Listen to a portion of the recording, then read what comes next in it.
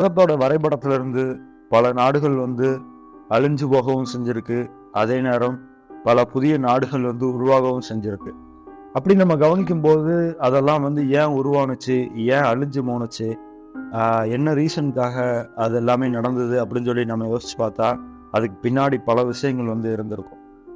அப்படிப்பட்ட பல விஷயங்கள் வந்து ஒருங்கிணைஞ்சு ஒரு நாட்டை வந்து துண்டு துண்டாக்குனுச்சு அப்படிங்கிறது தான் யூகோஸ்லோவாக்கியாவுடைய வரலாறு.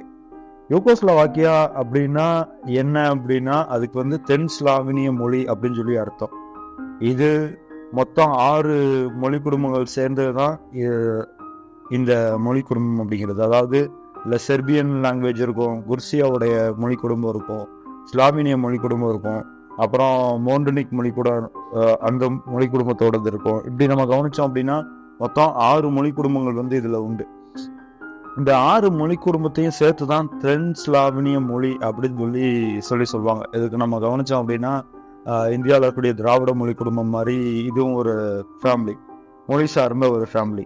இந்த ஃபேமிலியை வந்து ஒருங்கிணைச்சி இதில் இருக்கக்கூடிய ஆற்றல்களை எல்லாம் ஒன்று திரட்டி ஜோசப், அதாவது மார்சல் ஜோசப் அப்படிங்கிற நபர் தான், மார்சல் ஜோசப் டிட்டோ அவர் பேர். அவர் தான் வந்து யூகோஸ்லோவாக்கியா அப்படிங்கிற ஒரு மிகப்பெரிய நாட்டை வந்து உருவாக்குறாரு. அதுக்கான ரீசன் என்ன அப்படின்னா அவர் வந்து ஒரு கம்யூனிசத்தை விரும்பின ஒரு நபர். சோவியத் யூனியன் மாதிரியே வந்து பல தேசிய இனங்களை வந்து ஒருங்கிணைச்சு அதன் மூலியமா தான் வந்து இங்கே விடிவு வந்து கொண்டு வர முடியும் அப்படிங்கிற ஒரு நம்பிக்கை வந்து அவருக்கு இருந்துச்சு. என்னதான் வந்து சோவியத் யூனியன் மாதிரி அப்படிங்கிற ஒரு மென்டாலிட்டி அவருக்கு இருந்துச்சுனாலும் அவர் வந்து சோவியத் யூனியனுடைய சில கொள்கைகளை வந்து அவர் ஃபாலோ பண்ணலை. குறிப்பிட்டு சொல்லணும் அப்படின்னா நான் அலிஜ்ட் மூவ்மெண்ட் அப்படிங்கிற NAM அப்படிங்கிற விஷயத்தை தான் வந்து ஃபாலோ பண்ணியிருப்பாப்புல. அதாவது எந்த ஒரு இடத்துக்கும் நான் போய் கூட்டு சேர மாட்டேன், நான் யாரு கூட இருக்க மாட்டேன், எனக்கு வந்து உலக அமைதி வந்து ரொம்ப முக்கியம். உங்கள் 2 பேர் கூட, அதாவது ரஷ்யா கூடயோ இல்லை அமெரிக்கா கூடயோ சேர்ந்தோம் அப்படின்னா அது ஒரு பனிப்போர் உருவாகிறதுக்கான சூழலை, இல்லைன்னா ஒரு உலகப்போர் உருவாகிறதுக்கான சூழலை வந்து உருவாக்குறதுக்கு வாய்ப்பு இருக்குது. அதனால் நான் வந்து நான் அலைஞ்சிட் மூமெண்ட்டில் தான் வந்து இருக்கிறேன் அப்படின்னு சொல்லி ஓப்பனாக அறிவிக்க கொடுத்தது தான் மார்சல் ஜோசப் டிட்டோ அப்படிங்கிறவர். அவர் வந்து கரெக்டாக ஜனவரி 31, 1946 தான் வந்து ஃபெடரல் ரிபப்ளிக் ஆஃப் யூகோஸ்லோவாக்கியா அப்படிங்கிற அந்த அமைப்பை வச்சுக்கிட்டு 1946 வந்து இந்த தேசத்தை வந்து உருவாக்குனாரு. அதுவும் அப்படியே டிட்டோவா சோவியத் யூனியனுடைய விஷயத்தை வச்சு. அப்போ இவ்வளோ பெரிய நாடா வந்து இது உருவாகி இருக்கு. அப்போ இதுக்கெல்லாம் வந்து எந்த பிரச்சனையும் வந்து இல்லையா, இது வந்து எப்படி துண்டு துண்டானுச்சு அப்படின்னு நம்ம யோசிச்சு பார்த்தா இதுக்கு சில காரணங்கள் வந்து இருக்கு. இதுல என்ன ரீசன் அப்படின்னா யூகோஸ்லோவாக்கியாவை பொறுத்த வரைக்கும் பெரும்பான்மையாக செர்பியன் மக்கள் தான் வந்து இருந்திருக்கிறாங்க. அதுவும் குறிப்பிட்டு சொல்லணும் அப்படின்னா செர்பியன் லாங்குவேஜுக்கு தான் அவங்க அதிகமான முக்கியத்துவம் வந்து கொடுத்துருக்குறாங்க அப்படிங்கிறது இன்னைக்கு பேசப்படக்கூடிய வரலாறாக இருக்குது. இன்னும் அதில் சொல்லணும் அப்படின்னா இதுக்கு வந்து பல வரலாற்று காரணங்கள் இருக்குது, பல மொழி சார்ந்த சிக்கல்கள் இருக்குது. அப்படின்னாலுமே கூட த டிக்ஷனரி ஆஃப் கசார் அப்படிங்கிற ஒரு புக்கு வந்து அங்கே வெளியானுச்சு. அதில் வந்து ஒரு குறிப்பிட்ட இன மக்கள் வந்து பெரும்பான்மைவாதத்தாலேயோ இல்லைன்னா வேற சில தேசியவாத கொள்கையாலோ அவங்க வந்து தங்களுடைய மொழியையும் பண்பாட்டையும் இழந்து அழிஞ்சு போய் ஒரு அது எங்கே இருக்குது அப்படிங்கிற தேடக்கூடிய நிலைமைக்கு வந்து போயிடுறாங்க. அந்த நபர் இல்லைன்னா அந்த இனம் அப்படிங்கிறது இங்கே இருக்கக்கூடிய செர்பியன் லாங்குவேஜ் மக்களுக்கு அது நம்மளும் அந்த மாதிரி தான் போயிருப்போம், நம்ம மக்களும் அப்படிதான் இருக்க போகிறாங்க அப்படிங்கிற மாதிரியான ஒரு உணர்வை வந்து ஏற்படுத்தி விட்டுச்சு. ஏன்னா இங்கே வந்து செர்பியன் லாங்குவேஜுக்கு முக்கியத்துவம் கொடுக்கப்படலை. அவங்களுடைய பிரதர்ஹுட் அண்ட் யூனிட்டி அப்படிங்கிற அந்த நேஷனலைஸ்ட் வார்த்தை அப்படிங்கிறது ஒரு சரிசமமாக வந்து ஃபாலோ பண்ணப்படலை. செர்பியன் லாங்குவேஜுக்கு மட்டுமே இவங்கெல்லாம் செய்யணும் அப்படிங்கிற ஒரு எண்ணத்தை வந்து செர்பியன் மக்களுக்கு வந்து உருவாக்குனுச்சு. அதே நேரம் நம்ம கவனித்தோம் அப்படின்னா அங்கே இருக்கக்கூடிய செர்பியன் எழுத்தாளர்களும் சரி, செர்பியன் அரசியல்வாதிகளும் சரி என்ன யோசிச்சிருப்பாங்க அப்படின்னா மற்ற மொழி குடும்பங்களுக்கு கொடுக்கறத காட்டிலும் பெரும்பான்மை இந்த மக்கள் தானே இருக்கிறாங்க, அதனால இவங்களுக்கு அதிகமான நேரங்களை வந்து செலவிடணும், இவங்க கூட அதிகமாக பேசணும், இவங்க கிட்ட அதிகமான விஷயங்களை வந்து ஃபோக்கஸ் பண்ணணும் அப்படின்னு சொல்லி அவங்க யோசிச்சிருப்பாங்க.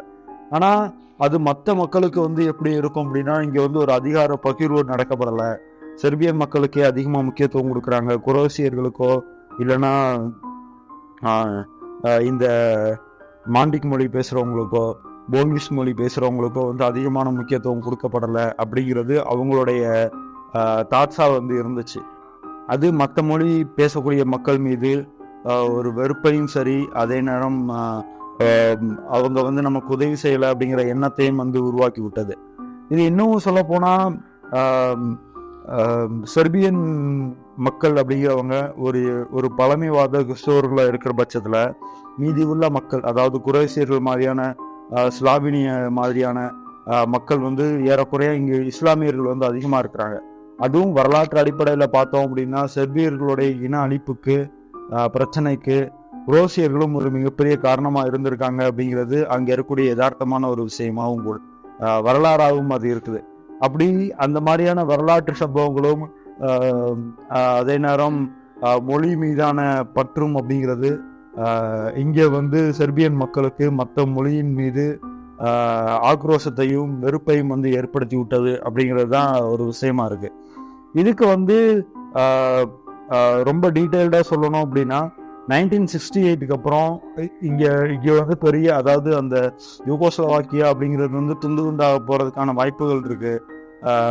ஒற்றுமைப்பட்ட 1968 அப்புறம் இப்படி ஒரு, அதாவது இந்த யூகோஸ்லோவாக்கியா அப்படிங்கிற நாடு வந்து ஒற்றுமைவாதத்தை வந்து வளர்த்துக்கணும் அப்படிங்கிறதுக்காக டீசென்ட்ரலைஸ்ட் பட்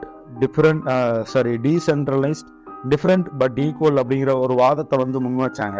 அதுக்கு முன்னாடி அவங்க வந்து என்ன வாதத்தை வந்து முன் வச்சிருந்தாங்க அப்படின்னா, செர்பியர்களுடைய தேச முழக்கமா இருந்த பிரதர்ஹுட் அண்ட் யூனிட்டி, அதாவது சென்ட்ரலைஸ்டு பிரதர்ஹுட் அண்ட் யூனிட்டி, அதாவது ஒற்றுமைப்பட்ட நாடு, அதே நேரம் அது வந்து சகோதரத்துவமும் ஒன்றாகவும் இருக்கக்கூடிய ஒரு தேசம் அப்படிங்கிற மாதிரி ஒரு ஃபாலோவிங்கை வந்து அவங்க வச்சிருந்தாங்க. ஆனா 68 அப்புறம் இப்படி ஒரு சூழ்ச்சி இருக்கு, யூகோஸ்லோவாக்கியா அப்படிங்கிற ஒரு விஷயம் வந்து மொழி பிரச்சனைகளை சந்திச்சுக்கிட்டு இருக்கு. ஒவ்வொரு மொழி சார்ந்தவங்களுக்கும் இப்படியாப்பட்ட பிரச்சனைகள் இருக்குது. இவங்க வந்து தங்களுக்கு இதை கேட்குறாங்க, அதிகாரம் வேணுங்கிறாங்க. அந்த தேசியவாத மொழிவாத உணர்வு அப்படிங்கிறது இங்கே தலை தூங்கிக்கிட்டு இருக்கு அப்படின்னு சொல்லி மார்ஷல் நினைச்சதால 1968 மாநிலங்களுக்கு, அதாவது அங்கே இருக்கக்கூடிய மாகாணங்களுக்கு அதிகாரங்களை வந்து அதிகமாக வாரி கொடுத்தாரு. அதனால டீசென்ட்ரலைஸ்ட், அதாவது அதிகார குவியல் அப்படிங்கிறது ஒரு இடத்துல இல்லாமல் பல மாகாணங்களை அது வந்து பிரித்து கொடுக்கப்பட்டுச்சு. அதனால அந்த முழக்கம் அப்படிங்கிறது அப்போ ஒரு மிகப்பெரிய அந்த மக்கள் மத்தியில் தாக்கத்தை ஏற்படுத்தினுச்சு. அதுவும் குறிப்பாக செர்பியன் மக்கள் மத்தியில் இவங்க வந்து நம்ம கிட்ட இருக்கக்கூடிய உரிமைகளை தான் பிரித்து கொடுக்குறாங்க. அதே நேரம் நம்ம கிட்ட இருக்கக்கூடிய வளங்கள் வந்து அவங்களுக்கு அதிகமாக போகுது. அதனால நமக்கு வந்து இது ஒரு பெரிய பிரச்சனை ஏற்படுத்த போகுது அப்படிங்கிற அந்த செர்பிய தேசவாத உணர்வு அப்படிங்கிறது ஒரு மிகப்பெரிய ஒரு வரலாற்று துயரத்துக்கு வந்து இழுத்து கொண்டு போனுச்சு அப்படிங்கிறது தான் ஒரு ரீசனாக இருக்கு. இதில் வந்து அந்த யூகோஸ்லோவாக்கியாவை வந்து உருவாக்குன டிட்டோ அப்படிங்கிற அந்த நபர் வந்து 70s அப்புறம் இறந்து போறாப்புல. அவரோட டெத் வந்ததுக்கப்புறம் மில்செவிக் அப்படிங்கிற ஒரு நபர் வந்து அதை ஏற்றுக்கிறாரு. அவருக்கு வந்து இங்கே இருக்கக்கூடிய விஷயங்கள் வந்து புரிஞ்சுக்கிறது. யூகோஸ்லோவாக்கியா அப்படிங்கிற ஒரு தேசமாக வந்து கண்டிப்பாக இது இருக்காது. ஏன்னா ஒவ்வொருத்தரும் அவங்களுடைய மொழியின் மீது கொண்ட பற்றாலையும் சரி, அன்பாலையும் சரி, ஒரு இனவெறியை நோக்கி வந்து நகர்ந்துக்கிட்டு இருக்காங்க. இனி இவங்களை கட்டுப்படுத்துறது நமக்கு சிரமம். இவங்க கிட்ட வந்து நம்ம வந்து ஓப்பன் டிக்ளரேஷன் கொடுக்கலாம் அப்படின்னு சொல்லி அவர் யோசிச்சிருப்பாப்புல. அதுக்கப்புறம் அவர் பதவி ஏற்றதுக்கு அப்புறம் கொஞ்ச நாள் கழிச்சு என்ன சொல்லுவார் அப்படின்னா, ஒரு செர்பியன் கூட்டத்தில் மத்தியில் இனி உங்களை யாராலையும் அழிக்க முடியாது அப்படின்னு சொல்லி அவர் சொல்லியிருப்பாப்புல. அந்த வார்த்தை அப்படிங்கிறது செர்பியன் மக்கள் மத்தியிலேயும் சரி, ஒட்டுமொத்த யூகோஸ்லோவாக்கியாவை விரும்பி இருந்த, இல்லைன்னா அந்த நாட்டில் இருந்த ஆயிரக்கணக்கான மக்களுக்கும் வந்து அது ஒரு பெரிய அதிர்ச்சி ஏற்படுத்தினுச்சு. என்னடா பண்ணுறது அப்படின்னு சொல்லி யோசிச்சு பார்க்கறதுக்குள்ள இங்கே இருக்கக்கூடிய பலர் வந்து அங்கே இருக்கக்கூடிய வளமையான நாடுகளை வந்து வளமையான பகுதிகளை வந்து இடம் பிடிக்கணும் அப்படிங்கிறதுக்காக, பிடிச்சு கொண்டு போகணும் அப்படிங்கிறதுக்காக நிறைய அட்டூழியங்களை வந்து பண்ணாங்க. ஒரு மொழியின் பேரால், தேச உணர்வின் பேரால் வன்முறை நடந்ததுக்கு அங்கே பெரிய ஒரு விஷயம் வந்து இருந்துச்சு. அதாவது ஒரு அதிதீவிர மொழிப்பற்று, அதிதீவிர நாட்டுப்பற்று அப்படிங்கிறது வரலாற்றில் தப்பாக போன இடங்கள்ல இதுவும் ஒரு முக்கியமான இடம். இந்த இடத்துல நம்ம கவனிச்சோம் அப்படின்னா ஏகப்பட்ட ரேப் நடக்கும், கூட்டு கும்பல், அதாவது பாலியல் பலாத்காரங்கள், இப்படி பல டார்ச்சர்ஸ் வந்து அங்கே இருந்துச்சு. லட்சக்கணக்கான மக்கள் வந்து அடிச்சுக்கிட்டு தங்களுடைய மொழியின் பேரால் செத்து போனாங்க அப்படிங்கிறது தான் இந்த யூகோஸ்லாவாக்கியாவுடைய துயர் மிகுந்த கதை அப்படிங்கிறது. இந்த யூகோஸ்லாவாக்கியா 1948 வந்து ஆரம்பித்தாலும் கொஞ்சம் கொஞ்சமாக அதாவது ஆரம்பத்தில் வந்து யூகோஸ்லாவாக்கியா அப்படிங்கிறது ஒற்றை நாடு, இது வந்து ஒரே யூனியன், இது வந்து சேவியத்திமாறு கம்யூனிஸ்ட் கொள்கை கொண்ட நாடு அப்படின்னு சொல்லிட்டு ஒரு அடைமொழிக்குள்ளே வந்து சிக்கி அங்கே வளர்ச்சி பாதையில் போய்கிட்டு இருந்தது. அப்படின்னாலுமே போக போக அவங்களுக்கு இருக்கக்கூடிய இனம் அப்படிங்கிற அந்த உணர்வு அந்த மக்கள் மத்தியில் ஒரு பிளவு வந்து ஏற்படுத்தி விட்டுச்சு அப்படிங்கிறது தான் வரலாறாக இருக்குது. அந்த நாடு வந்து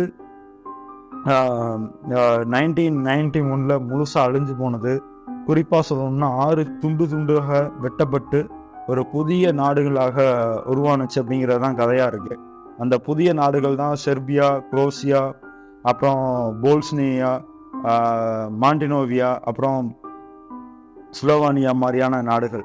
இந்த 6 நாடுகளும் தனித்தனியாக தங்களுக்கான எல்லைகளை வகுத்துக்கிட்டு, அரசியல் கொள்கைகளை வகுத்துக்கிட்டு இன்னைக்கு தனியாக வந்து ஆட்சி செய்யுது அப்படிங்கிறது தான் விஷயமா இருக்குது. அதாவது ஒரு நாடு வந்து அழியும் போது இன்னொரு நாடு பிறக்குது அப்படிங்கிறது தான் கதையே. யூகோஸ்லோவாக்கியா அப்படிங்கிற அந்த மிகப்பெரிய தேசம் ஒரு கம்யூனிஸ்ட கண்ட்ரி, சோசியலிசத்தை விரும்பின ஒரு தேசம் வந்து அழிஞ்சு போன வரலாறு இதுதான். நம்ம இதுக்கப்புறம் இன்னொரு அழிக்கப்பட்ட இல்லைன்னா அழிஞ்சு போன மறைஞ்சு போன ஒரு நாட்டை இல்லைன்னா ஒரு கலாச்சாரத்தை அடிப்படையாக கொண்ட ஒரு தேசத்தை அடுத்த வீடியோவில் நம்ம பார்க்கலாம். நன்றி. உங்களுக்கு இந்த வீடியோ பிடிச்சிருக்குன்னா லைக் பண்ணுங்க, அப்புறம் மறக்காம தேங்க்ஸ்.